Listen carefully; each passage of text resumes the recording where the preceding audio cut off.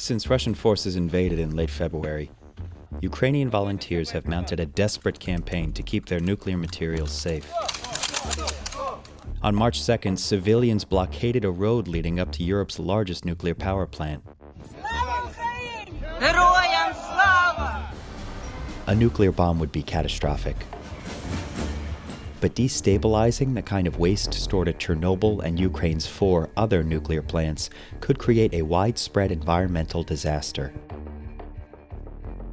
So far, the war hasn't led to it, but there have been several close calls.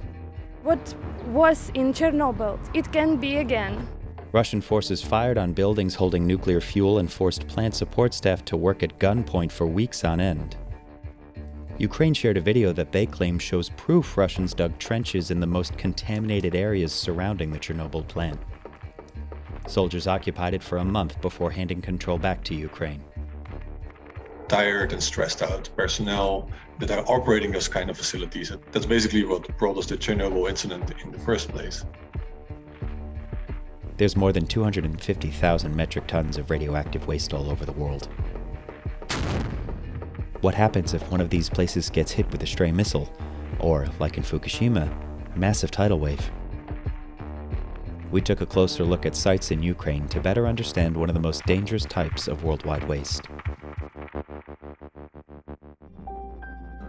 In 1986, 2 explosions rocked the Chernobyl nuclear power plant when workers botched a safety test of a particular turbine. The resulting meltdown released around 400 times more radioactivity than the atomic bomb in Hiroshima, and took the power plant offline for good. You had kind of a nuclear volcano that was erupting and emitting vast quantities of this material into the atmosphere. That material poisoned 1,000 square miles, probably for thousands of years, and winds spread radioactive ash across Europe. Thousands of farmers had to abandon their crops and cancel the sale of sheep that were exposed to radiation. It created a disaster zone that needs to be carefully and constantly monitored to avoid further contamination, because the reactor is still there. 31 people died in the immediate aftermath, and some studies claim as many as 4,000 will eventually die from exposure to radiation. Decades later, in the most radioactive areas, many animals are still showing the effects.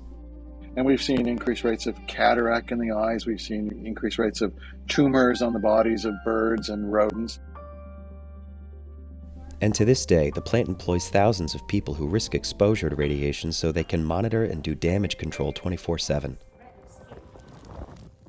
They deal with seasonal wildfires that threaten critical infrastructure and release even more radiation into the atmosphere. The Ukrainian government says its monitoring labs were damaged in the fighting, so fires could burn undetected. On March 27th, one Ukrainian official reported that more than 10,000 hectares were on fire. Wind could carry that radioactive smoke in any direction. Keep in mind, if Chernobyl gets hit, like the fallout will also hit Russia. So it's not in their interest to get that going. It's not that it's a deliberate attempt or to take something out, but it's about someone making a mistake, which could have severe consequences. And that's the biggest risk here. In 2019, a European initiative called the Chernobyl Shelter Fund completed a giant stainless steel dome to cover the reactor that broke down. This new cover, which is airtight, essentially, will allow the engineers to get into the old reactor and start dismantling it piece by piece. There's enough fuel still sitting in this old bombed-out shelter that it could generate a nuclear reaction. If that happens, the old reactor could burn and cause a fire, raising radiation levels around the facility. It wouldn't be quite as bad as the original accident, as the radioactive material has been stabilizing for 35 years. The actual reactor is one thing, but the biggest threat is probably the 5 million pounds of highly radioactive spent fuel rods that need to be kept cool. The small rectangular building that the old spent fuel stored in these giant swimming pools, that's actually probably the most concerning location on the site in terms of stray missiles. These structures are designed to withstand a plane crashing into them, but not necessarily missiles. There's no real way to get rid of the material. It's going to take centuries to millennia to disappear completely, depending on which isotope you're talking about. Ukraine generates over half of its electricity from 4 nuclear plants. The largest is in Zaporizhzhia, to the southeast. Crowds of civilians blockaded the road leading up to that plant in March to try to keep it safe. At first, it worked. The local mayor said that afterward Russian soldiers met with plant representatives for negotiations. But then, a couple of days later, горить найбільша атомна станція Європи. Прямо зараз російські танки розстрілюють атомні блоки. Україна – це 15 атомних блоків. Якщо буде вибух, це кінець всім. Russian forces attacked the plant in the middle of the night. They even fired heavy weapons in the direction of buildings housing radioactive fuel. Footage from inside the plant allegedly shows workers pleading with them to stop.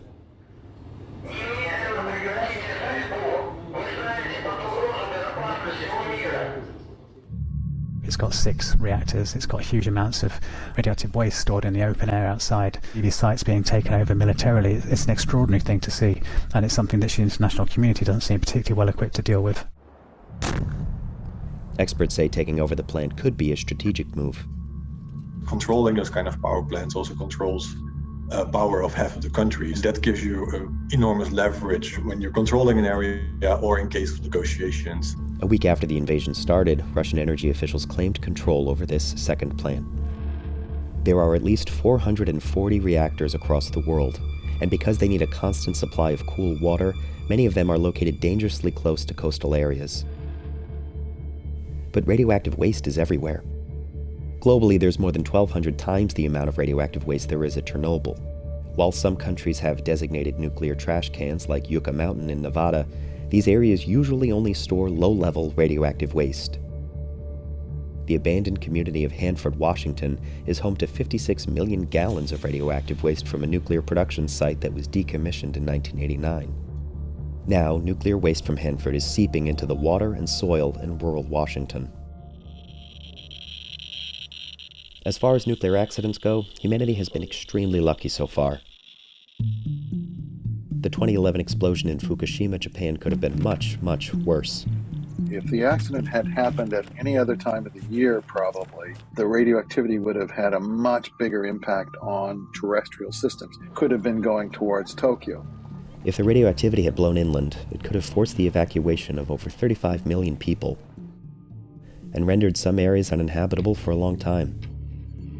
After the accident, intergovernmental groups like the International Atomic Energy Agency helped with the cleanup, and they do the same in Ukraine if needed.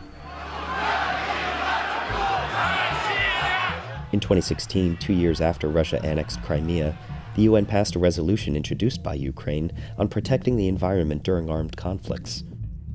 That means the UN and the IAEA would help manage any fallout. In fact, the IAEA is already providing technical support to Ukraine and offered to broker an agreement to maintain nuclear safety during the conflict. But it doesn't look like the Russians will agree. We asked the Russian government for comment, but they did not respond. For now, war drags on. Around a quarter of Ukrainians have fled for their lives.